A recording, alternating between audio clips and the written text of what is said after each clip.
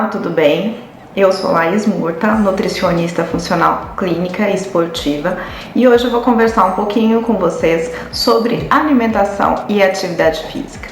O primeiro ponto que a gente precisa diferenciar é que existe uma grande diferença entre a alimentação de quem pratica atividade física por lazer ou por um resultado estético, que é o caso da grande maioria, né, os desportistas, e os atletas que vivem, né, de um esporte, que vão ter uma carga de treinamento muito grande e que vão precisar de performance para obter os melhores resultados.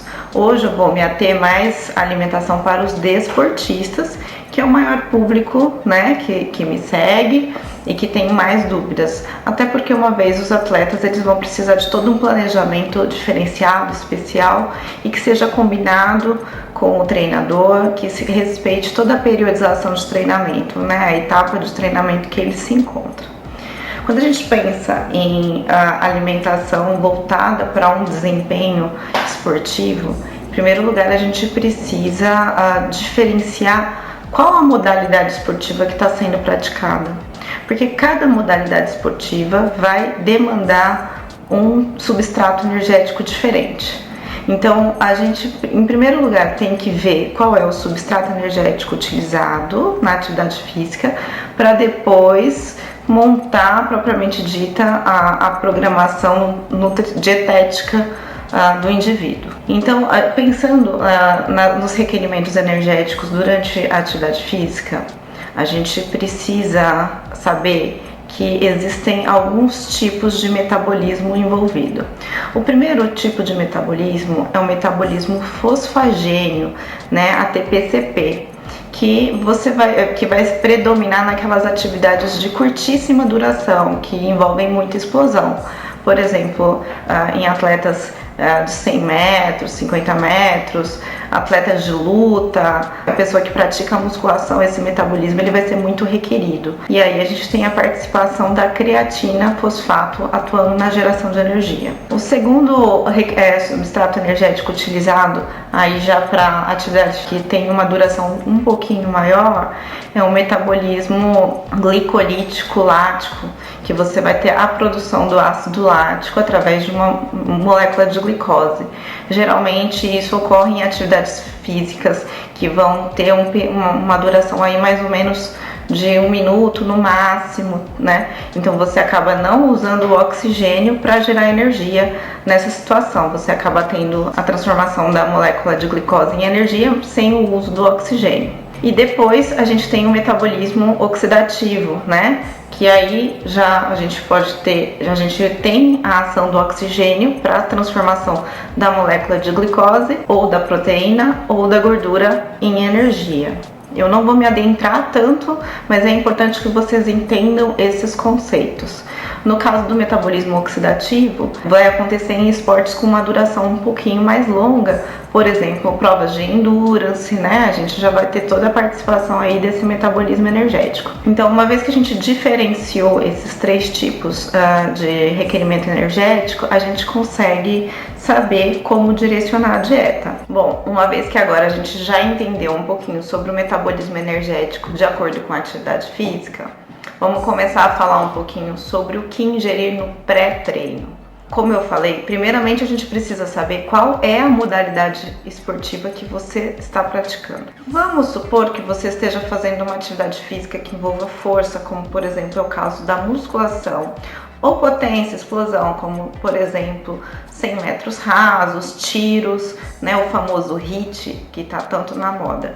Nesse caso, a gente não vai ter tempo de entrar no metabolismo oxidativo. Então, as principais fontes de energia para esses esportes vai ser o ATP-CP, né? A via glicolítica lática, né? Que você não vai ter o uso do oxigênio. Nesse caso, a gente requer uma demanda de carboidratos maior para esse tipo de atividade física. Então, dietas aí muito restritas em carboidratos não vão favorecer esse tipo de atividade física. Agora, uma coisa importante que a gente precisa pensar. O carboidrato que você come imediatamente antes do treino, não é ele necessariamente quem vai te dar a energia que você vai usar durante o treino em si. Por quê? Você tem todo um trabalho digestivo para que aquele carboidrato ele seja degradado em glicose, caia na sua circulação e chegue lá no músculo para gerar energia. Isso requer um tempo. E o seu músculo, ele gosta mais de utilizar o carboidrato que já está estocado nele, que é o glicogênio muscular. O glicogênio muscular é como se fosse uma reserva de energia que o músculo tem. Você vai, vamos dizer assim, enchendo essa reserva ao longo do dia com a sua alimentação. E ali é muito fácil para o teu músculo utilizar como fonte de energia aquele carboidrato que está guardadinho.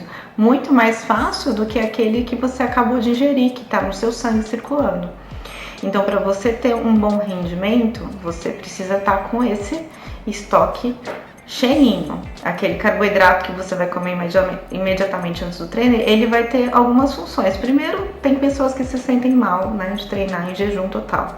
Segundo, para manter uma glicemia estável. O que é glicemia? A quantidade de glicose que você tem no sangue, né? Se ela cair muito, você vai se sentir mal, você vai ter fraqueza, tontura e não vai conseguir completar o exercício. Então, sempre que a gente adiciona uma fibra a um carboidrato, a gente vai reduzir o índice glicêmico desse carboidrato, porque vai haver um trabalho digestivo maior, a glicose ela vai ser liberada mais lentamente na corrente sanguínea. Antes dos exercícios, é importante que a gente opte sempre por carboidratos de baixo índice glicêmico, né, para que eles não deem um pico de glicose no seu sangue, que pode levar aí a uma hipoglicemia reativa, como eu já comentei. Então, boas opções de carboidratos são aveia, frutas, por exemplo, ameixa, maçã, pera, que elas têm pouco carboidrato, bastante fibra, então um baixo índice glicêmico, assim como também o kiwi. Ou se você quiser comer, por exemplo, uma banana, um mamão, que são frutas que têm mais carboidrato, com uma carga glicêmica maior, você pode adicionar uma fibra, né? Porque as fibras sempre vão atenuar a liberação da glicose no sangue, fazendo com que o índice glicêmico e a carga glicêmica daquele alimento seja reduzido. Então, assim, evitem fazer refeições muito volumosas logo antes do treino, porque isso pode causar desconforto gástrico e acabar atrapalhando o treino. Então, vocês podem fazer uma refeição um pouco mais substanciosa por volta de 2 a 3 horas antes do treino. Essa refeição pode conter proteína, tá? Porque aí a gente vai ter um tempo hábil para digerir essa proteína. A proteína ela dá muito mais trabalho gástrico do que o carboidrato, por exemplo. E aí, se passar mais do que 2 horas e você achar que você vai ficar com fome durante o treino, faça um pequeno snack. Meia hora antes já vai ser o suficiente. Aí, com apenas carboidrato. No caso, aí você pode usar as frutas, como eu mencionei, um pedacinho de batata doce, um pedacinho de mandioca, nada mais. Claro que tudo isso vai depender de todo o seu dia alimentar. Vamos dizer que você costuma treinar logo pela manhã, então você estava em jejum e precisa comer uma coisa que vai ter uma rápida absorção. Nesse caso, pode ser interessante o uso de shakes, porque o esvaziamento gástrico acaba sendo mais rápido. E aí a gente pode usar como opção carboidratos como a palatinose ou como o oximase. Tudo vai depender da estratégia nutricional que você precisa, né? O lanche pré-treino, ele vai ser a cerejinha apenas para coroar todo o seu dia alimentar. Então não adianta a gente fazer um lindo lanche pré-treino ou pós-treino e esquecer de comer o resto do dia.